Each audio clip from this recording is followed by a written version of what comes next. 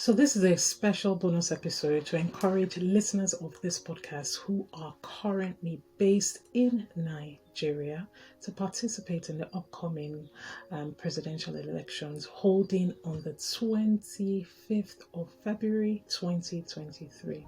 So, I don't normally talk politics on this podcast, but I think this is important. So, that is why I'm bringing this special episode. So, where I'd like to start is I remember where I was in June 1993 on the evening where MK was announced winner of the presidential election that I held then. So just for background, we just come out of we were currently in a military dictatorship by then General Sani Abacha. So this was our first opportunity for an election that was, to support or to birth a new democracy for us as a country.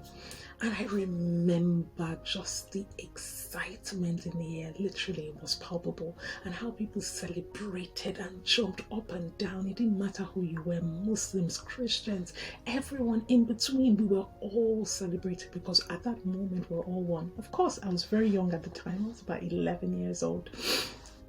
So I couldn't vote or anything. I didn't do any of that, but I felt like this was our time. I felt like, there was just this happiness and this sense of camaraderie that we had done something that was different and was for us. Okay.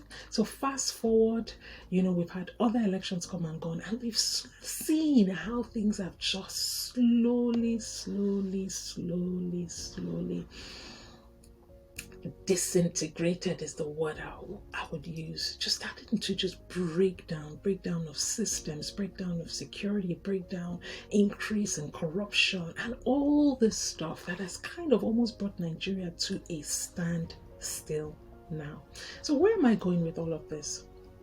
Unfortunately, I'm not in Nigeria at this time. I left Nigeria before, the youth got actively involved in politics. So all of the things that we see now, this woke generation, we were asleep before, sadly, but now, thankfully, we're awake. So when I was in Nigeria, I left Nigeria about maybe, 17 or 18 years ago. And when I was in university in Nigeria at the time, there was no talk of, participating in any elections or anything like that. We just kind of let the older generation to do their thing, and we just did our own thing. But thankfully, this is a new morning. We're starting to see that, the decisions that we make to either participate or not participate actually have consequences. So here's my thing.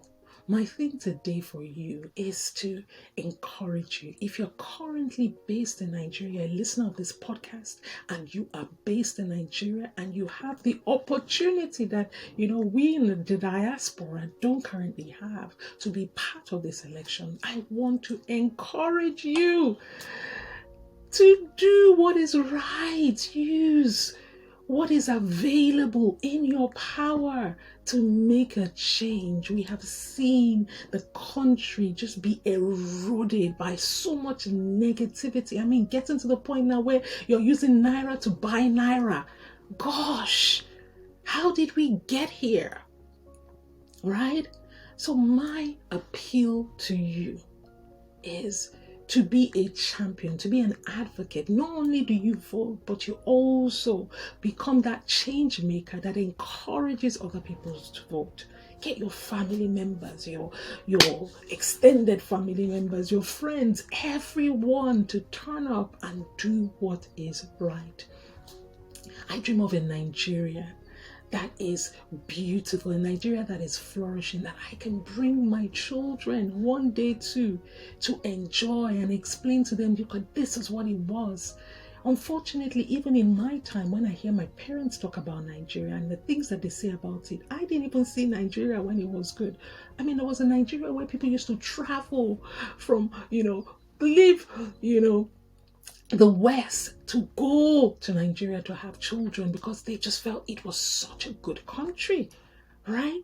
But where we are now, it's the reverse that is happening. So how do we start to turn back? How do we start to unwind all of the negativity and all of the things that have happened over the years that have brought us to this point?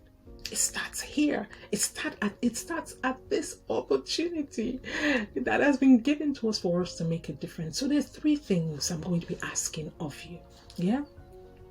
As we prepare to go into tomorrow, which is the 25th of February 2023, really, really historic day, right? The first thing I want to say is don't sit it out. Don't think it is somebody else's responsibility to do what you should be doing. Don't give excuses. Oh, my polling unit is too far. Yes, I've got my PVC, but I can't be bothered.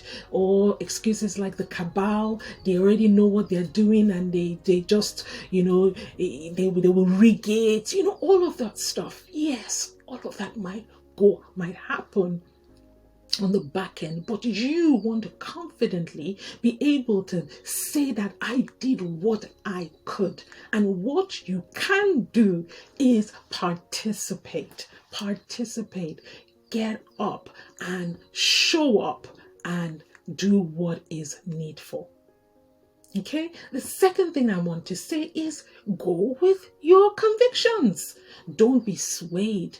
Yes, don't feel like,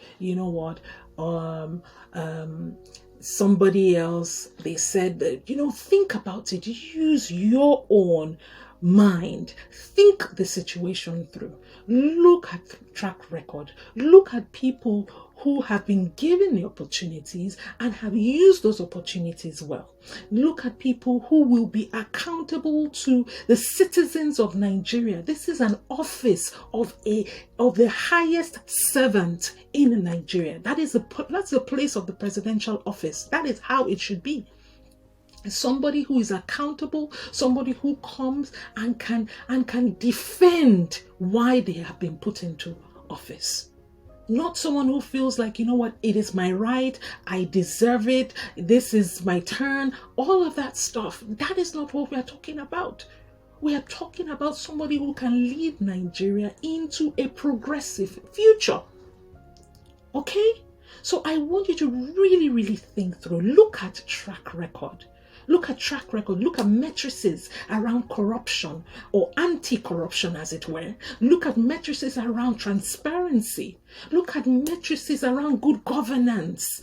Look at that and think it through. Who do you think, if given the opportunity, will make the country great again? Okay, second thing I want you to do. And then the third thing I want you to do is I want you to pray.